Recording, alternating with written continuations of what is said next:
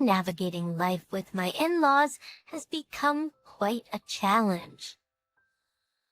They seem intent on moving into our newly acquired home and expecting me to cater to their every need. The irony is, as soon as I began to find success and make money, their demands escalated. It's disheartening to see one of my life's biggest dreams coming true, only to have it undermined in the most absurd way imaginable. Welcome to the chaos that is my life, courtesy of my dear in-laws. My wife Jackie and I have enjoyed 2 happy years of marriage. Actually, I work for a video game company, and she's a college professor, and we've excelled in our respective careers. Since our early days together, we've demonstrated a shared commitment to building a future together. I'll call us fanciful or fast-paced, but our relationship has always been grounded in a shared vision. Our journey began with hypothetical talks about the future, which eventually materialized into a wedding and now a home of our own. The missing piece of our life plan involved securing a house, a crucial step before moving on to the next chapters like pets and babies. We started in a modest rental, saving diligently to achieve our dream of owning a home in an ideal suburb. The prospect of having a space to call our own filled us with excitement. We took on extra jobs to make financial progress, which unfortunately led to less time together and strained our relationship. Despite the challenges, we persevered, scraped together the down payment, and secured a fantastic deal on a 4-bedroom house with a backyard, spacious kitchen, and 3 bathrooms.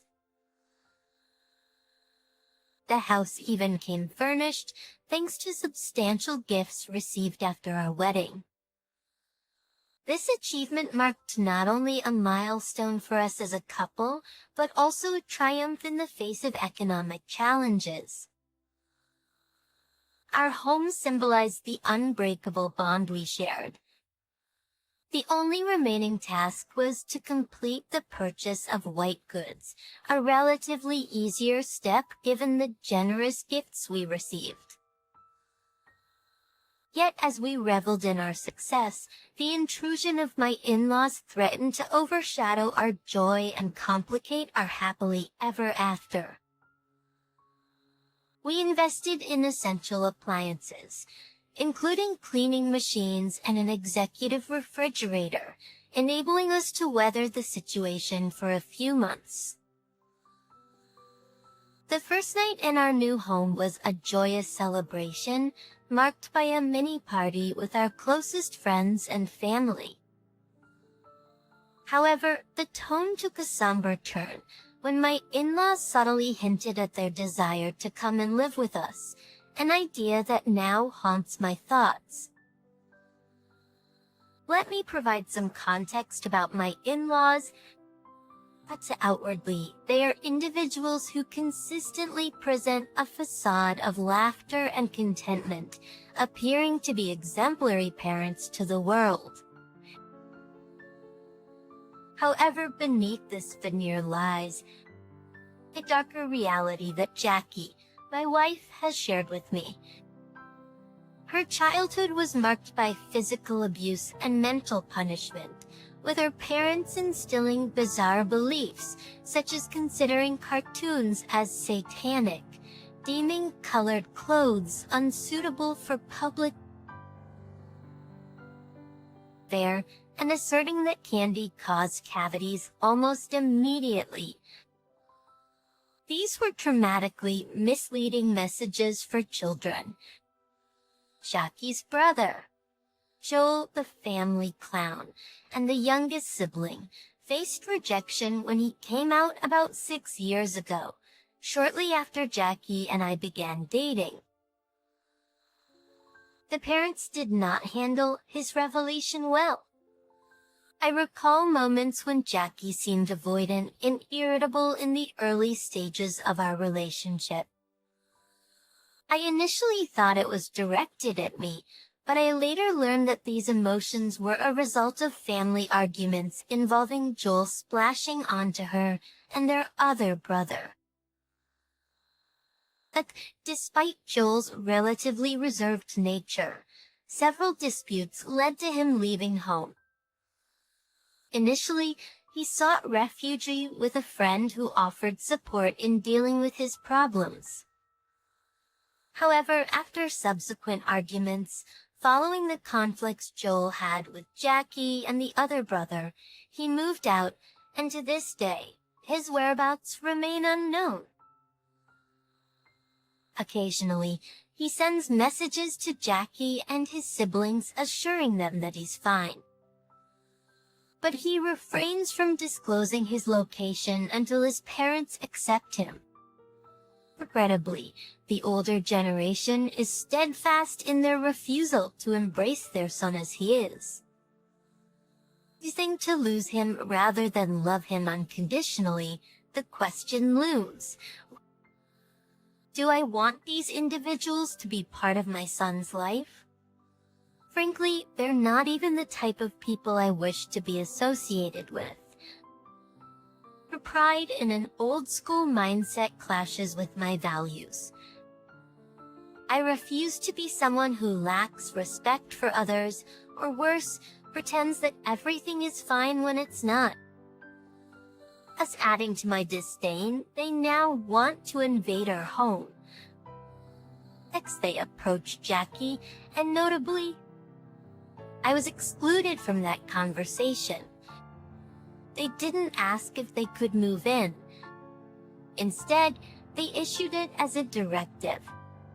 Aki's relationship with her parents is complicated.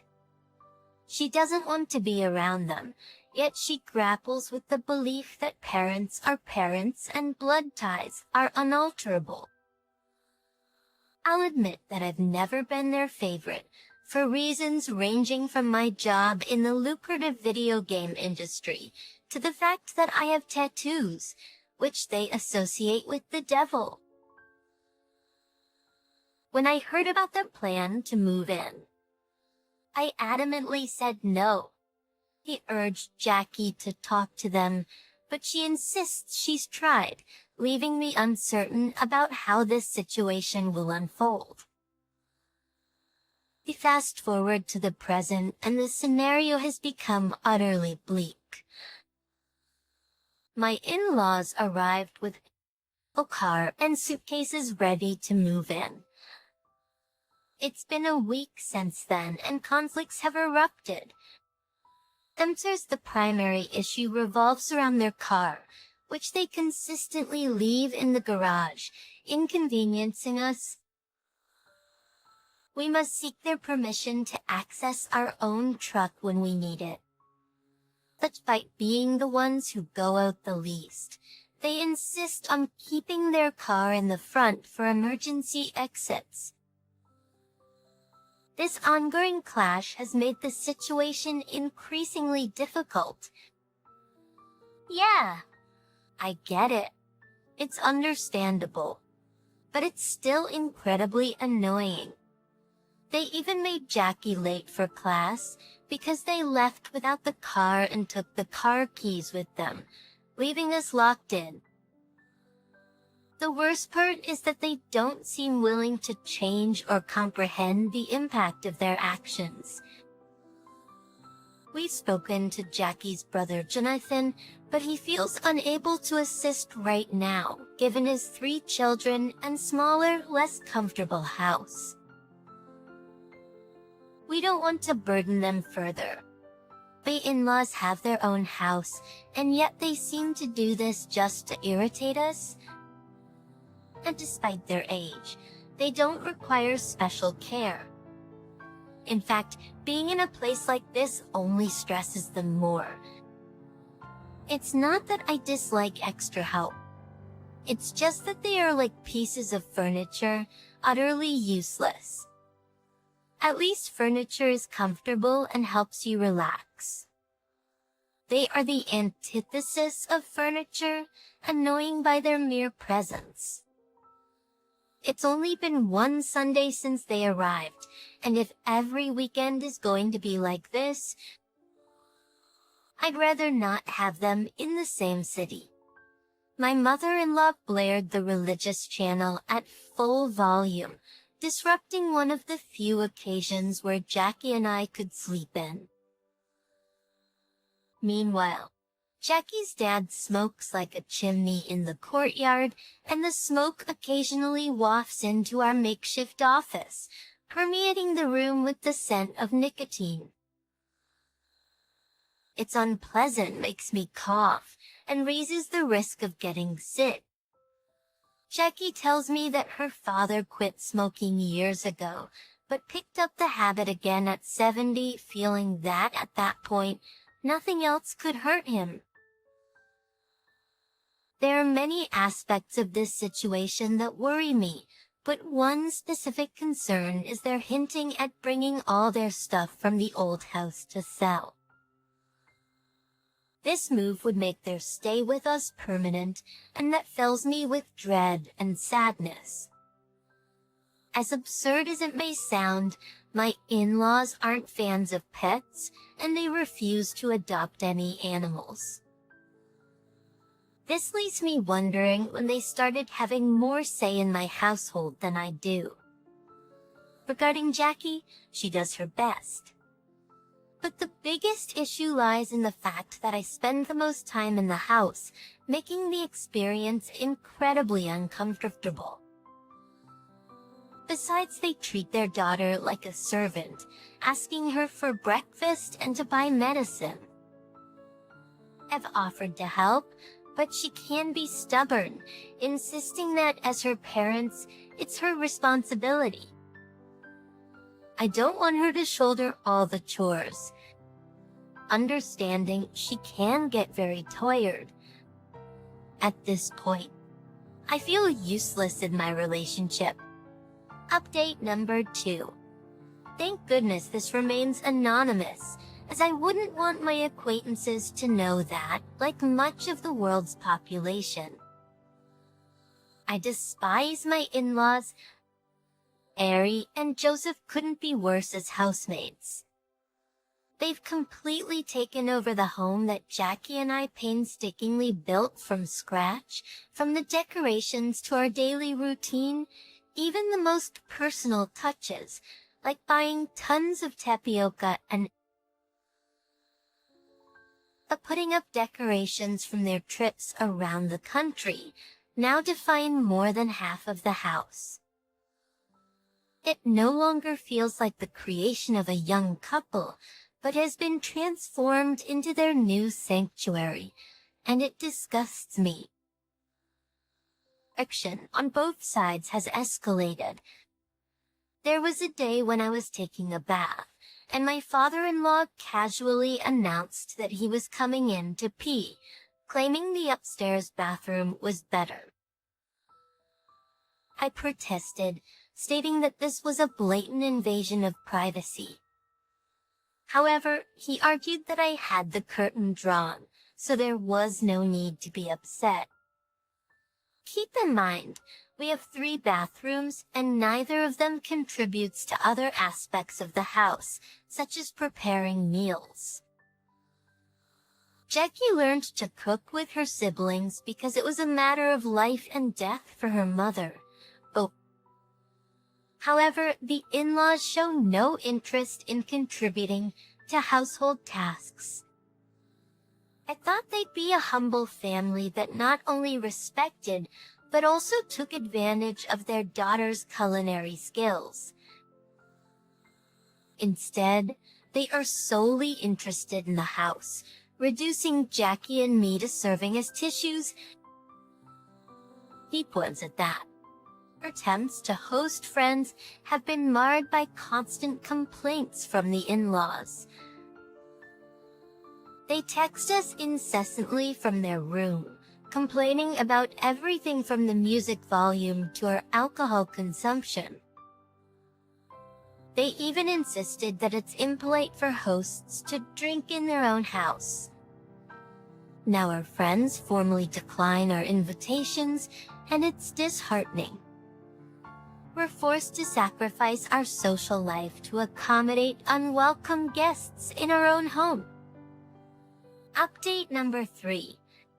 I finally experienced a brief period of peace at home. Jonathan, Jackie's brother, understanding our situation, decided to take my in-laws for a weekend under the pretext that his children would spend more time with their grandparents.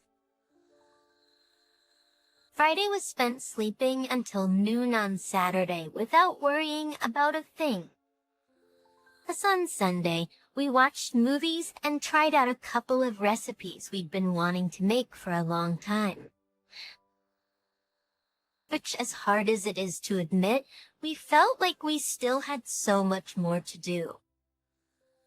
Consequently, Jackie and I discussed the difficult decision of asking my in-laws to find their own place, as painful as it may be. I assured her that I would stand by her side during the conversation, aiming to remain strong. We decided to discuss our concerns with her parents upon their return that Monday evening after returning from work. We broached the topic with a parenthouse. This is our C.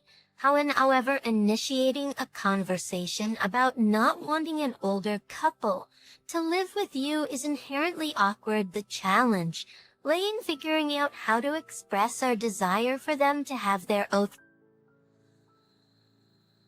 space without offending them. Inevitably, the discussion turned to the two options we saw: placing them in a nursing home or keeping them with us. Financial considerations were set aside as we genuinely believed a nursing home would offer the best care and comfort for everyone involved. Unfortunately, they did not share our perspective. The mere proposal offended them deeply despite offering to assist with expenses. They began raising their voices, insisting they were not feeble old people, and that we needn't go to such lengths for them. Feeling the tension rise, Jackie spoke up, stating, to be honest, it's become somewhat complicated for us to keep the two of you in the house, not so much economically but in terms of living together, because we want and need to have our own space as a couple. The street action was loud and defensive, unable to tolerate their shouting. I interjected, stating that we never wanted them in the house in the first place. They invited themselves. This struck a nerve, as felt we saw them as useless burdens. In response, they scolded us, portraying themselves as victims. My father-in-law, refusing to yield, asserted that nobody would force him out of his own house. Situation escalated when he turned violent, threatening me due to our age difference. While I am not a violent person, the confrontation brought out the worst in me. Jackie intervened, calming us down and suggesting we discuss the matter in the morning. By then, I had reached my breaking point. I firmly asserted that there was no way they would stay at my place. The night concluded with them retreating to their room, upset, mirroring our own feelings. Strangely, it became a night of peace in the house, with both parties silently stewing in their thoughts. I even dreamt of evicting them on the spot. As it may sound, I'm struggling to find an immediate solution to this ongoing conflict, but Jackie and I are in constant communication, brainstorming potential resolutions. Update number 4. I sensed that some readers might be anticipating a more intense turn in the story, and unfortunately it did take a somber turn. Jackie had a significant argument with her parents, details of which she chose not to share with me. I was left in limbo for a couple of days. About a week ago, when their conversation concluded, I found Jackie crying as she packed a small bag, apologizing and explaining that she'd stay at Jonathan's for a few days. Just like that, my life vanished from her home to her brother's, leaving me alone with my in-laws for 2 whole days. No one addressed the situation with me during that time, and Jackie, through occasional messages, assured me she'd be back soon, enjoying time with her nephews. I tried to stay home as little as possible during this period, allowing ample time for reflection on what our next course of action should be. But despite my efforts, no clear plan emerged. When Jackie returned, she presented the final details of her master plan to rid ourselves of her parents. I won't delve into the specifics for now, but I'll emphasize that when someone messes with your spouse, even if they're her parents, forgiveness may not be on the table. Update number 5. It's been 3 long months since the last update, and the situation has left Jackie and me on edge. We've exhausted all avenues to evict her parents, even exploring legal means, but the protective laws for older individuals seem to work against us. In an almost absurd twist, they attempted to take over the house, revealing documents that implied Jackie's consent, though she signed without understanding.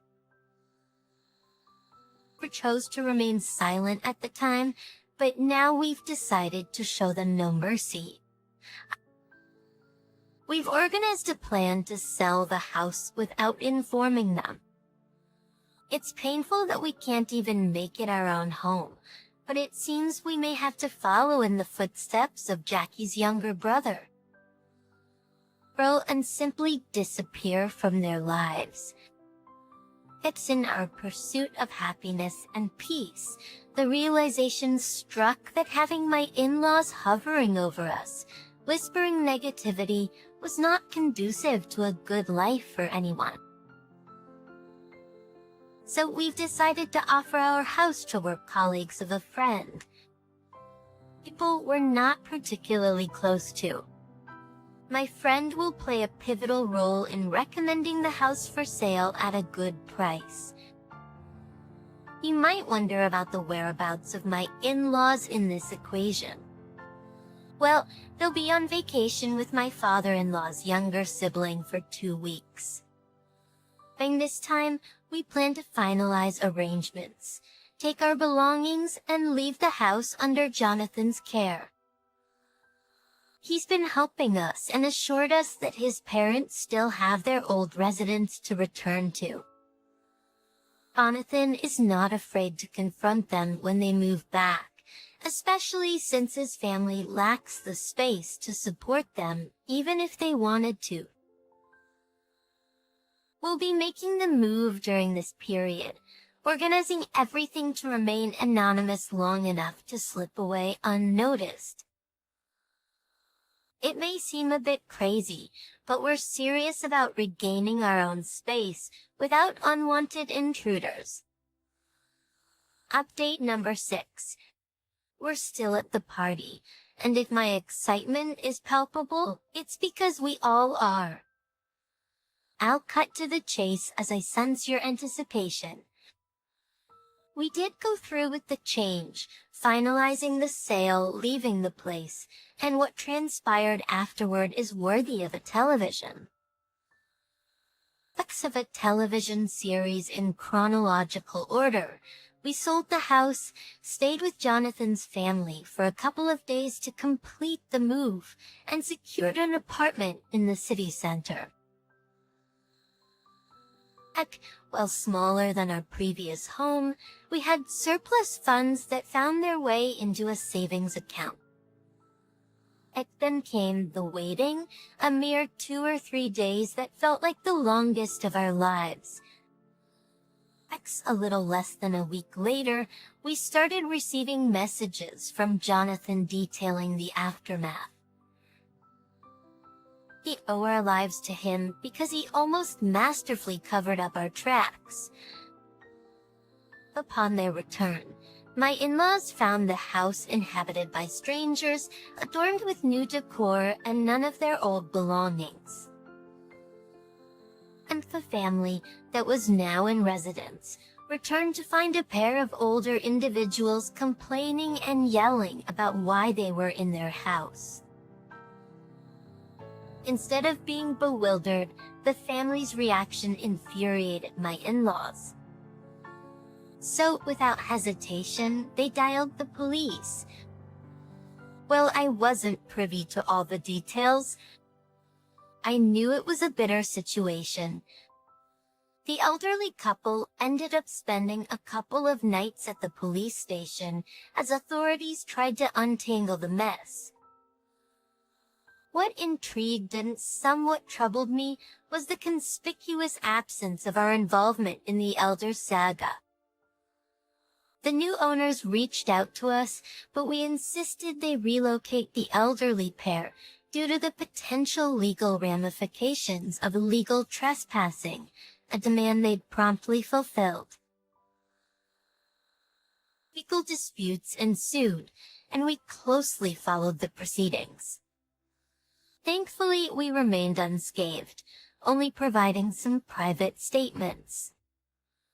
It was a trying time, and Jackie shed many tears, but ultimately we emerged victorious. To the elderly couple facing the possibility of trespassing charges incurred a substantial fine and were mandated to return to their own home.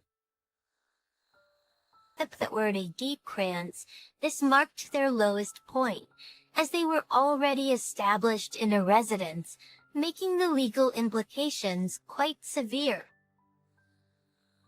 In a nutshell, we got what we desired.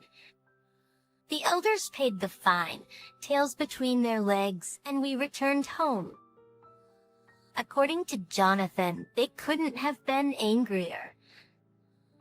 Oddly enough, a couple of positive outcomes emerged from this ordeal. First and foremost, we reconnected with Jackie's brother Joel, who upon learning about his parents' actions, decided to rejoin us. We invited him home and he accepted. Future updates will delve into his stories from the past few years. Plans for a family dinner are in the works, sans the older folks. We're eager to capture moments with pictures, knowing that the parents lack social networks to stalk us. Here's a little secret. After the dinner, we plan to reveal another joyful development. Aki's pregnant, and I'm going to be a dad. It's an exciting time for us, financially supported by what we saved at the apartment. From Azadi. Joelle expressed a wish. Joelle expressed a willingness to assist with the baby's care. We're thrilled, as we were on the brink of thinking it might not happen, despite the potential awkwardness when the baby asks for grandparents. We're embracing the start of a new and promising chapter for our growing family. Reflecting on the comments, some argued that our actions were overboard, advocating for a straightforward confrontation. Well, I understand those sentiments. The unique plan we executed unfolded successfully, leading to positive outcomes in our lives. Feel free to share your thoughts in the comments section below. I appreciate your engagement and hope you all have a fantastic day. Stay kind.